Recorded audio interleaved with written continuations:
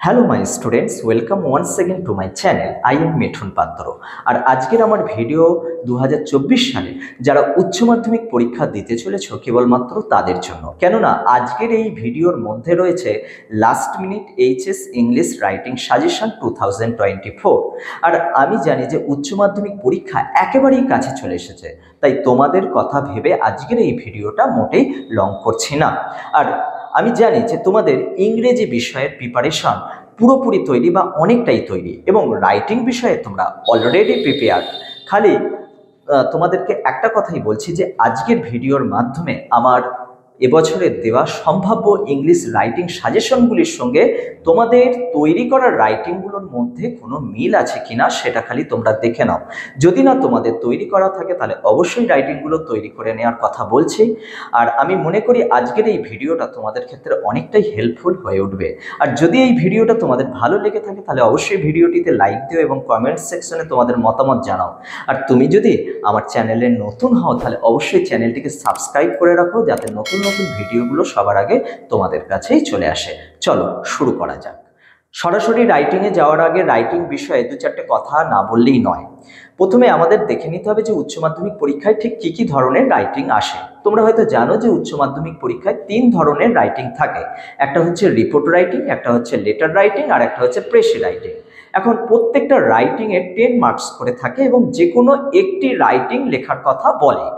তো আমি একটা অ্যাডভাইস দিই যে তোমাদের হয় তোমরা রিপোর্ট রাইটিং বা লেটার রাইটিংয়ে অ্যাটেম্প্ট করো, কিন্তু আমি কখনোই এই কথা বলছি না যে পেশি রাইটিং লিখবে না বা পেশি রাইটিং শেখার দরকার নেই।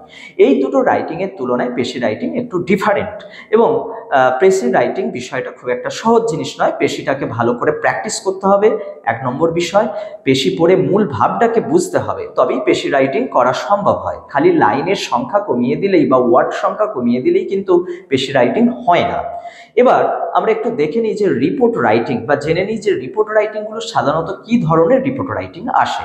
না, তোমরা জানো যে বিভিন্ন স্কুল কেন্দ্রিক যেগুলো হচ্ছে ইভেন্ট বা প্রোগ্রাম রিপোর্ট, সেই ধরনের রিপোর্টই জেনারেলি প্রতি বছর পরীক্ষায় তোমাদের করতে বলে। এবং লেটার রাইটিং এর বিষয়ে আলোচনার প্রসঙ্গে বলি যে লেটার কিন্তু 3 ধরনের লেটার রাইটিং আসতে পারে। একটা হচ্ছে এডিটোরিয়াল লেটার রাইটিং, আর একটা হচ্ছে অফিসিয়াল লেটার রাইটিং, অথবা এই দুটো রাইটিং না দিয়ে দিতে পারে বিজনেস রাইটিং। তাই এই প্রত্যেকটা বিষয়কে ভালোভাবে বুঝতে হবে, জানতে হবে। এইবার কোন কোন ধরনের রাইটিং, বিশেষ করে কোন কোন ধরনের রিপোর্ট রাইটিং, লেটার রাইটিং এইগুলো আসতে পারে সেইগুলোই তোমাদের সঙ্গে আলোচনা করছি বা তোমাদেরকে দেখাচ্ছি। কিন্তু তোমাদের একটা কথা বলি যে পেশি রাইটিংয়ের এমনিতে কোনো সাজেশন হয় না। পেশি রাইটিং করতে গেলে তার মূল ভাবটাকে খুব ভালোভাবে বুঝতে হয়। তাই পেশি রাইটিংয়ের সাজেশন দেওয়া মানে সেটা একটা হাস্যকর ব্যাপার। এখন চলো যে তোমাদের যে যে রিপোর্ট রাইটিংগুলো এবছরের পরীক্ষায় আসার সম্ভাবনা সেইগুলো জাস্ট তোমাদেরকে একটু দেখিয়ে দিই। এই ভিডিওতে একটা রিপোর্ট রাইটিং কিভাবে লিখতে হয় আমি সেই সব বিষয়, বা কিভাবে একটা লেটার লিখতে হয় ওই সব বিষয়ে অত সব আলোচনা করতে যাচ্ছি না। খালি শুধু দেখাচ্ছে যে কোন কোন রিপোর্ট রাইটিং বা লেটার রাইটিংগুলো আসার সম্ভাবনা রয়েছে সেইগুলোই।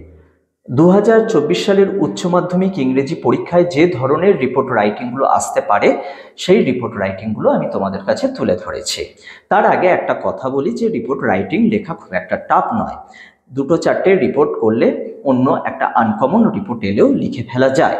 রিপোর্ট লেখার ক্ষেত্রে সহজ ভাষায়, নিজের ভাষায়, ছোট ছোট বাক্যে রিপোর্টগুলোকে লেখার চেষ্টা করো। আমার মনে হয় তাতে নাম্বারটা বেশি পাওয়া যায়। তো এবারের পরীক্ষায় যে ধরনের রিপোর্টগুলো আসার সম্ভাবনা সেইগুলো এক এক করে তোমাদেরকে দেখাই। এবং তোমরা জানো যে সাধারণত তোমাদের যে রিপোর্টগুলো দেয় সেগুলো হচ্ছে প্রোগ্রাম রিপোর্ট বা ইভেন্ট রিপোর্ট।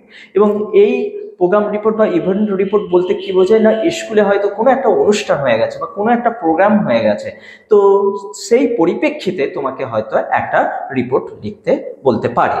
তো প্রথমে যেটা আছে সেটা হচ্ছে দেখো ম্যাজিক শো, অর্থাৎ একটা ম্যাজিকের বা জাদুর প্রদর্শনী।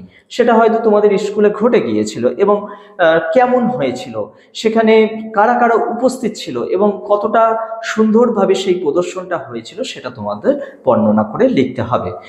এবং এই যে এই ম্যাজিক শো এর ক্ষেত্রে বলতে পারি কোয়েশ্চেনটা হয়তো তোমাদেরকে এইভাবে বলতে পারে যে recently your school organized a magic show, right a report on it in the local periodical magazine. তো একটা স্থানীয় পিরিয়ডিক্যাল কোনো ম্যাগাজিনে তোমাকে লেখার কথা বলতে বলল এই ম্যাজিক শোটা। ঠিক বাকি রিপোর্টগুলো ঠিক সেই ধরনেরই। দেখো নাম্বার 2 যেটা রয়েছে অ্যানুয়াল প্রাইজ ডিস্ট্রিবিউশন সেরিমনি, অর্থাৎ বাৎসরিক পুরস্কার বিতরণী অনুষ্ঠান। তোমাদের স্কুলের নিশ্চয়ই প্রতি বছর একটা পুরস্কার বিতরণী অনুষ্ঠান হয়ে থাকে, তার উপর রিপোর্ট দিতে পারে। নাম্বার 3 রয়েছে world environment day. World environment day এর উপর রিপোর্ট রাইটিং এসেই যেতে পারে। বর্তমানে পরিবেশ বিষয়ে বা পরিবেশ নিয়ে একটা নানান রকম ব্যাপার স্যাপার চলছে, কাছাকাছি সেটাও একটা ইম্পর্টেন্ট বিষয়। অ্যান্ড আর্ট এক্সিবিশন, স্কুলে হয়তো এখন একটা আর্ট এক্সিবিশন হয়ে গেল, সেটার উপর রিপোর্ট রাইটিং দিতে পারে। নাম্বার 5 যেটা রয়েছে যে সেমিনার অন ওয়াটার কনজারভেশন অথবা save water save earth campaign, এই রিপোর্ট রাইটিংটাও খুব গুরুত্বপূর্ণ একটি রিপোর্ট রাইটিং। এই যে বর্তমানে জল সংরক্ষণের, জল আমরা অনেক সময় অপচয় করছি, কিন্তু জল সংরক্ষণ না হলে বা যদি আমরা শুধু কেবলমাত্র জল অপচয় করি তাহলে জলের একটা যে লেয়ারটা সেই লেয়ারটা ধ্বংস হচ্ছে। ফলে এটা অত্যন্ত একটা কারেন্ট টপিক যে সেমিনার অন ওয়াটার কনজারভেশন বা save water save earth campaign. এইবার নাম্বার 6 চলে আসি যে টিচার্স ডে সেলিব্রেশন। আজকাল তো ঘটা করে খুব স্কুল কলেজে টিচার্স ডে সেলিব্রেশন হচ্ছে, তো কাছাকাছি টিচার্স ডে সেলিব্রেশনের ওপরও একটা রিপোর্ট এসে যেতে পারে। নো প্লাস্টিক ড্রাইভ, প্লাস্টিক থেকে তো অনেক পলিউশন ঘটছে বর্তমানে, পরিবেশ দূষণের জন্য ব্যাপকভাবে দায়ী হচ্ছে কিন্তু এই প্লাস্টিক, তাই নো প্লাস্টিক ড্রাইভ হয়তো তোমাদের স্কুলে একটা হয়ে গেছিল যে নো প্লাস্টিক ড্রাইভ প্রোগ্রাম, তার উপরও রিপোর্ট দিয়ে দিতে পারে। আর এই রিটায়ার্ড টিচার্স ফেয়ারওয়েল, অর্থাৎ একজন শিক্ষক তোমাদের স্কুলে দীর্ঘদিন ধরে পড়িয়েছেন, সেই শিক্ষক অবসর নিতে চলেছেন, তো কাছাকাছি সেই তার বিদায় বেলা যে অনুষ্ঠান, সেই অনুষ্ঠানটা কেমন ছিল সেই অভিজ্ঞতা নিয়ে একটা রিপোর্ট রাইটিং লিখতে বলতে পারে। তো রিপোর্ট রাইটিং, এই যে মোট 8খানা রিপোর্ট রাইটিং দিয়েছি, এই রিপোর্ট রাইটিংগুলো কিন্তু অত্যন্ত ইম্পর্টেন্ট, এবং তোমাদের যদি করা না থাকে তাহলে তোমরা এই রিপোর্ট রাইটিংগুলো অবশ্যই করে নেবে। এরপর আমরা চলে আসবো যে বিষয়ের সঙ্গে, সেটা হচ্ছে লেটার রাইটিং। লেটার রাইটিং আলোচনা প্রসঙ্গে তোমাদেরকে আগেই বলেছি যে 3 ধরনের লেটার রাইটিং আসতে পারে। একটা এডিটোরিয়াল লেটার, একটা ফর্মাল লেটার বা অফিসিয়াল লেটার, আরেকটা হতে পারে যে বিজনেস লেটার। এর গত বছরের পরীক্ষায় অর্থাৎ 2023 সালের পরীক্ষায় একটা এডিটোরিয়াল লেটার এসে গেছিলো, তোমরা জানো। কাছাকাছি এবছর হয়তো এডিটোরিয়াল লেটারটা খুব একটা ইম্পর্টেন্ট নাও হতে পারে, তাই এবছরে ফর্মাল লেটার বা বিজনেস লেটারের উপর বেশি করে জোর দিতে হবে। তবুও এডিটোরিয়াল লেটার হিসেবে আমি এবারের পরীক্ষায় 2টো ইম্পর্টেন্ট এডিটোরিয়াল লেটারকে রেখেছি, তোমরা সেগুলো দেখে নিতে পারো। তো এডিটোরিয়াল লেটারের মধ্যে এবছরে যে 2টো লেটার ইম্পর্টেন্ট বলে মনে হয়েছে সেটা হচ্ছে একটা যে write a letter to the editor of A news paper on the spread of dengue in your locality.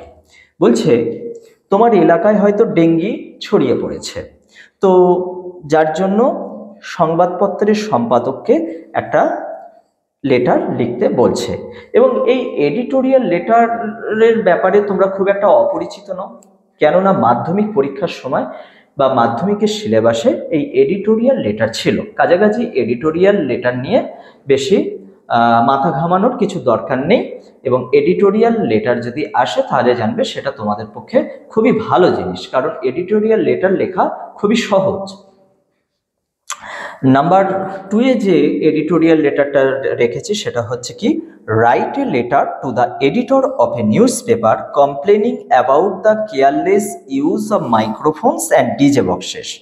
ঠিক বর্তমান দিনে মাইক্রোফোন, বেপরোয়াভাবে যে মাইক্রোফোন এবং ডিজে বক্সগুলো যে এলাকায় যে বাজছে এবং তাদের যে একটা রমরমা ব্যাপার, যেগুলো সাধারণ মানুষের, পরীক্ষার্থীদের, ছাত্রছাত্রীদের ক্ষতি করছে, আমাদের শরীরের পক্ষে অত্যন্ত ক্ষতিকারক, তো সেই বিষয়ের ওপর তোমাদের কিন্তু একটা এডিটোরিয়াল লেটার দিতে পারে, কারণ এটাও একটা বর্তমান দিনের সমস্যা।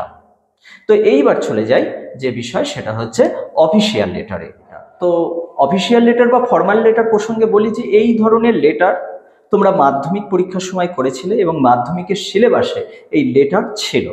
তো এবারের পরীক্ষায় যে ধরনের অফিসিয়াল লেটারগুলো ইম্পর্টেন্ট বলে মনে হয়েছে সেইগুলো তোমাদেরকে দেখাই। তো ফর্মাল লেটারের প্রথমেই যে লেটারটাকে রেখেছি, এইভাবে অনেক সময় দিয়ে দিতে পারে যে write an application to A bank manager, bank branch manager for an educational loan. অর্থাৎ একটা এডুকেশনাল লোন পাওয়ার জন্য তুমি ব্যাংকের ব্রাঞ্চ ম্যানেজারের কাছে একটা লেটার লিখছো বা একটা অ্যাপ্লিকেশন করছো, অথবা ওপেনিং এ সেভিংস অ্যাকাউন্ট, অথবা নতুন একটা অ্যাকাউন্ট বই বা পাসবুক তুমি আর কি পাসবুক আর কি তুমি খুলতে চাও, তো সেই বিষয়ে দিতে পারে। আচ্ছা, নাম্বার 2 এ দেখি, right a letter to the postmaster of your local post office inquiring about an important parcel you have not received। তুমি এটা কমপ্লেন করছো, কাকে করছো না, পোস্টমাস্টারকে কমপ্লেন করছো যে একটা ইম্পর্টেন্ট পার্সেল সেটা তুমি এখনো পাওনি, অথচ তুমি খবর পেয়েছো যে এটা হয়তো পোস্ট অফিসে এসে গেছে। কাছাকাছি সেই অভিযোগ জানিয়ে পোস্টমাস্টারকে তুমি একটা এ বিষয়ে এনকোয়ারি করার জন্য লেটার লিখছো। তো এই ধরনের একটা লেটার তোমাকে তৈরি করে রাখতে হবে। অর্থাৎ বিভিন্ন অফিসে লিখবার জন্য আলাদা অফিস তো আর সব এক নয়, বিভিন্ন ধরনের অফিস থাকে। তাই প্রত্যেকটা অফিস, যেমন স্কুলও তো একটা অফিস, স্কুলের হেডমাস্টারকে যখন লিখছো সেটাও কিন্তু ফর্মাল লেটার। তো নাম্বার 3 তে চলে যাই, write a letter to the chairman of your municipality on insanitary condition in your locality. তোমার এলাকায় ইনস্যানিটারি কন্ডিশন হয়ে রয়েছে, অস্বাস্থ্যকর পরিবেশ, এবং সেই অভিযোগ জানিয়ে তুমি তোমার মিউনিসিপ্যালিটির চেয়ারম্যানকে একটা লেটার দিচ্ছ। এই ধরনের লেটার একটা তৈরি করে রেখে দাও। আর নাম্বার 4 এ যেটা রেখেছি, right a letter to the headmaster of your school requesting him to arrange a quiz competition.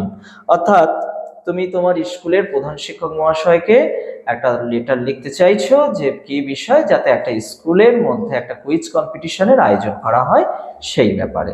তো এই ছিল ফর্মাল লেটারের বিষয়। এবারে চলে আসি বিজনেস লেটারে। এবছরের বিজনেস লেটারগুলোর মধ্যে যেগুলো ইম্পর্টেন্ট সেইগুলোই তোমাদের সামনে আমি তুলে ধরছি, এবং তার সঙ্গে বলে রাখি এই যে বিজনেস লেটার, এই বিজনেস লেটার কিন্তু এই উচ্চ মাধ্যমিক সিলেবাসেই হয়তো তোমাদের কাছে একটা নতুন, হয়তো অনেকেই আছো যারা হয়তো এই ধরনের লেটারগুলো আগে কখনো করনি। তাই এই ধরনের লেটারগুলোর মধ্যে যেগুলো ইম্পর্টেন্ট বা যেগুলো আসার সম্ভাবনা সেইগুলোই তোমাদেরকে দেখাচ্ছি। তো বিজনেস লেটারে প্রথম নাম্বার 1 এ বলছে যে suppose XYZ company has fail to deliver an order for library book in time. ধরা যাক XYZ বলে যে কোনো একটা কোম্পানি রয়েছে, সে কি করেছে, সে ব্যর্থ হয়েছে তুমি যে লাইব্রেরির জন্য, তোমাদের লাইব্রেরির জন্য তুমি যে বইগুলোকে অর্ডার করেছিল সেইগুলো টাইমে দিতে আর কি তারা ব্যর্থ হয়েছে। তোমার হ্যাঁ, as a school captain right a letter of complain to the above mentioned company. একজন স্কুলের মানে আর কি ক্যাপ্টেন হিসাবে তুমি সেই লেটারটা লিখছো, এবং এটা তোমার অবশ্যই অভিযোগ জানিয়ে লিখছো যে ওই কোম্পানির বিরুদ্ধে। কি লিখছো, যে কেন তারা এত তাড়াতাড়ি মালগুলো ডেলিভার করতে পারেনি। অর্থাৎ স্কুলের লাইব্রেরি হয়ে তুমি যেন স্কুলের ক্যাপ্টেন হয়ে তুমি এই লেটারটা আর কি লিখছো। নেক্সট যে লেটারের বিষয়ে বলি সেটা হচ্ছে কি, যে write a letter to the shop manager. অর্থাৎ দোকানের ম্যানেজারকে একটা তুমি লেটার লিখছো, requesting for the repair of the refrigerator অথবা TV set, complaining about the poor quality products you make bought from their shop। এই লেটারটা কি বলছে, যে শপ ম্যানেজার অর্থাৎ দোকানের যে ম্যানেজার, সেই ম্যানেজারকে তুমি অনুরোধ করে একটা লেটার লিখছো, তুমি তাদের দোকান থেকে যে জিনিসটি কিনেছো সেটা রেফ্রিজারেটর অথবা টিভি সেট হতে পারে।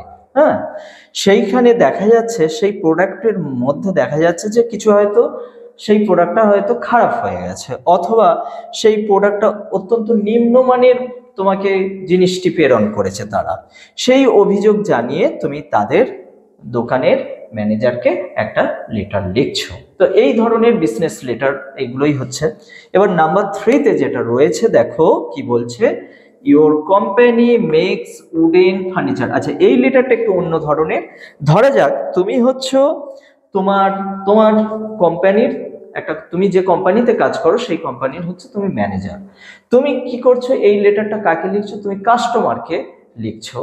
যে কাস্টমার তোমাকে আর কি বলেছে, দেখো, your company makes wooden furniture and a customer wants to buy 15 chairs. ধরা যাক তোমার কোম্পানি তৈরি করে কাঠের ফার্নিচার এবং একজন কাস্টমার সে 15টা চেয়ার, কাঠের চেয়ার আর কি কিনতে চায়।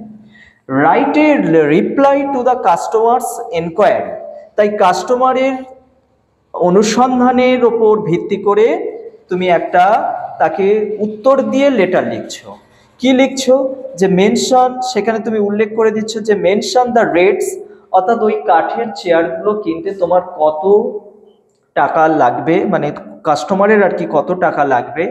টাইম নিডেড, কতদিন সময় লাগবে। ফর ডেলিভারি কস্ট, এবং কতদিন সময় লাগবে। তারপর ডেলিভারি কস্ট বলেছে, মানে কি, মানে খরচ কত পড়বে আর কি। হ্যাঁ, সেইগুলো সব জানিয়ে তুমি তাকে লেটারের মাধ্যমে জানাচ্ছ। অর্থাৎ তুমি তোমার কাস্টমারকে একটা লেটার লিখছো এই বিষয়গুলোকে জানিয়ে, যে তুমি তোমার মাল কবে ডেলিভারি করতে পারবে, কত তার রেট পড়বে বা কত দাম পড়বে, সেই সব জানিয়ে। তো এইগুলোই হলো আর কি তোমার বিজনেস লেটারের নমুনা। এর পেশি রাইটিং এর ক্ষেত্রে আলোচনার প্রসঙ্গে বলি যে মূল যে শব্দ সংখ্যা, সেই শব্দ সংখ্যার 1/3 আর কি তোমাদেরকে লিখতে হবে। ধরা যাক একটা অনুচ্ছেদে 180টি শব্দ রয়েছে এবং এই 180টির 1/3 করলে যেটা হয় সেটা হচ্ছে 60টা শব্দ। এই 60টা শব্দের মধ্যে পেশিটাকে আনতে হবে। কিন্তু তার আগে কতগুলো গুরুত্বপূর্ণ কথা তোমাদের বলি, যে পেশি রাইটিং লিখতে গেলে অনুচ্ছেদের মূল ভাবটা তোমাকে পরিষ্কারভাবে বুঝতে হবে। প্রত্যেকটা সেন্টেন্সের মূল ভাবকে বুঝতে হবে। শুধু কমানোর লক্ষ্যেই যে কমানো তা কিন্তু নয়, মূল ভাব বুঝে নিজস্ব ভাষায় এই পেশি রাইটিংকে লিখতে হবে। অর্থাৎ সেই অনুচ্ছেদটা পড়ে তার যে জিসটা তুমি বুঝলে সেটাকেই তোমাকে লিখতে হবে। এবং কিছু কিছু অপ্রয়োজনীয় বাক্য যেগুলোকে আমরা বলি কম গুরুত্বপূর্ণ, সেই সমস্ত বাক্যগুলোকে কিন্তু বর্জন করতে হবে। জটিল বাক্য, যে বাক্যগুলো খুব লম্বা লম্বা যে সমস্ত সেন্টেন্সগুলো আছে সেইগুলোকে বাদ দিতে হবে এবং সেইগুলোকে বাদ দিয়ে সেখান থেকে যে মূল বিষয়টা উঠে আসে সেটাই তোমাকে ফুটিয়ে তুলতে হবে। এক কথায় একটা সৃষ্টিশীল বিষয়। এবং যে সমস্ত আর কি লং লং সেন্টেন্সগুলো থাকবে বা যেটার হয়তো মানে অনেক বিস্তারিতভাবে কিছু হয়তো প্রকাশ করছে, সেটার ক্ষেত্রে কি করতে হবে না, সেটার ক্ষেত্রে ওয়ান ওয়ার্ড সাবস্টিটিউশন বা এক কথায় প্রকাশ করতে হবে এবং সেগুলোকে কনসাইজ করতে হবে। বারবার একটা কথাই বলছি যে কনসাইজ করা মানেই যে কমাতে হবে বা কিছু কিছু লাইন বাদ দিয়ে চলে যাবে, দিয়ে ছেঁটে কেটে ছোট করে পেশি লিখবে, তাহলে পেশি থেকে কখনোই বেশি নাম্বার পাওয়া যায় না। পেশি হচ্ছে একটা সৃষ্টিশীল রাইটিং এবং নিজের যে অভিমতটা, নিজের যে বিষয়, যেটা পেশি থেকে পড়ে তোমরা বুঝলে, মানে একেবারেই এমনটা নয় যে তোমার মতটা তুমি লিখছো, কিন্তু ওই যে অনুচ্ছেদ বা প্যারার যে বিষয়টা রয়েছে সেটা সম্পূর্ণভাবে নিজস্ব ভাষায় লিখতে হবে। বেশি কিন্তু কপি করা যাবে না মূল অনুচ্ছেদ থেকে। তো পেশি সম্বন্ধে আমার এটাই বলার ছিল। আর সেই সঙ্গে সঙ্গে বলি, আজকের আমার এই ভিডিওটা ছিল এই পর্যন্ত। দেখা হচ্ছে নেক্সট ভিডিওটিতে। Thank you to all of my students. Stay well.